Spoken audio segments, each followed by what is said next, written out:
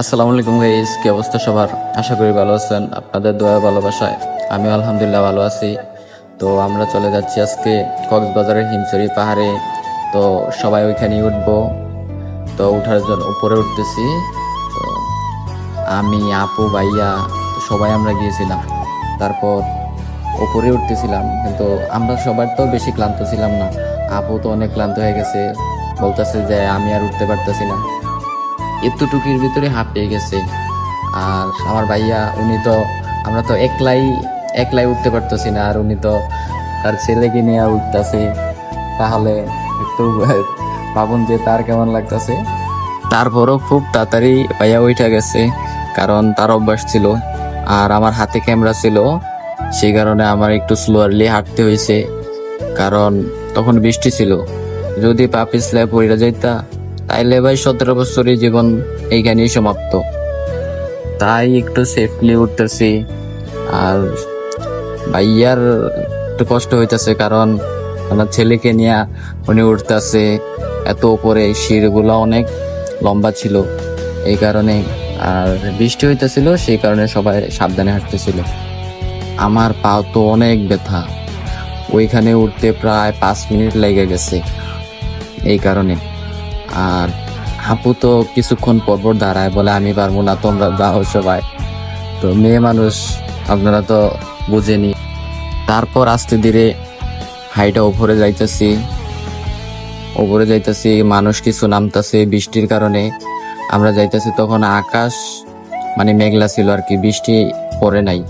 তারপর উপরে যাইতেছি, আমার কিন্তু ভালোই লাগতেছে। ফার্স্ট টাইম পাহাড়ের মধ্যে উঠতেছি, এখানে খুব ভালোই লাগতেছে। মনের মধ্যে এক্সট্রা একটা ফিল যে ফার্স্ট টাইম যাইতেছি। আবার ভয়ও কাজ করতেছিল যে সিঁড়িগুলো অনেক ভিজা ছিল, যদি পা পিছলাই যায় তাহলে একদম নিচে। তো সাহস করেই যাইতেছি। তারপরে হাঁটতেছি, এই বাইটার পায়ের সাথে আমার পা লাগছে, সরি বললাম। ভাই বললো ইটস ওকে। তারপর বাইটা সামনের দিকে সরতেছিল না, ওই যে একজন ক্যামেরা ধরতেছে, যদি পরে তাইলে অবস্থা খারাপ।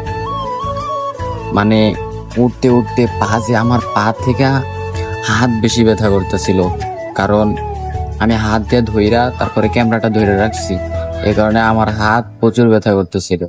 যাক, সমস্যা নাই, হাত ব্যথা করলো ফার্স্ট টাইম, তাই একটু আনন্দেতেই ছিলাম। তো সেটা উপভোগ করছি আর কি, কষ্টতে নেই নাই। তো অবশেষে চলে আসলাম, কিন্তু আমি ভাবছি আইসা করছি, কিন্তু পরবর্তীতে দেখি আরেকটা সিঁড়ি। দেখা তো ভাই পুরাই অস্থির যে এখনো আসি নাই, তাহলে আসবো কবে। আর আমরা যাইতেছি, মানুষ নাইমা যাইতেছে, ঠিক আছে। ভাবছি যে বৃষ্টি, সেই কারণেই। তারপর এই যে আঙ্কেলটা, ওনারে কত কইরা বললাম যে সরি না। তো তারপর অবশেষে চলে আসলাম। বৃষ্টি হওয়ার কারণে মানুষ সবাই দৌড়াদৌড়ি করতেছে, যে সবাই নিশ্চয়ই চলে যাইতেছে। অবশেষে ওপরে চলে আসলাম। ভাইয়া, আপু, ওনারা সবাই স্লো হাঁটতেছিল, এই কারণে আমি তাড়াতাড়ি করে ওপরে চলে আসলাম ওনাদের ফালে। বলি ফার্স্ট গিয়া দেখি যে কিরকম মানুষ আছে। আর ওইখানে একটা ঘর আছে, তো ওইখানে যাইতেছিলাম। তারপর ভাইয়া বলে যে এইখানে বৃষ্টি হইতেছে, তো চলো ওইখানে যাই।